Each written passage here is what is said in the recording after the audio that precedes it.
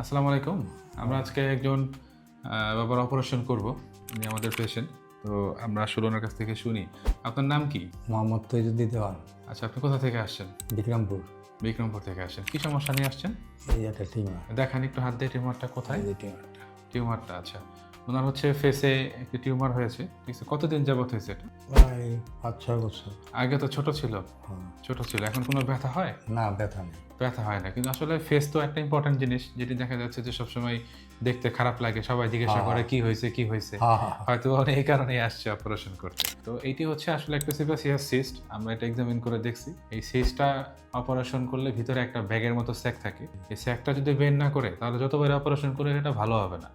তো আমরা ওটাই করব এবং অপারেশন করার পরে ব্যাগটা ওনাকে দেখাবো। একবারে ইনশাআল্লাহ ভালো হয়ে যাবে। আবার লোক আবার ডিমান্ড করছে যে এখানে যাতে আমরা কসমেটিক সেলাই দিই যাতে ওনার দাগ ভালো না বোঝা যায়, যাতে দেখতে সুন্দর লাগে। ফেস যেহেতু, কসমেটিক সেলাইটা অবশ্যই ম্যান্ডেটরি। ঠিক আছে, ধন্যবাদ সবাই।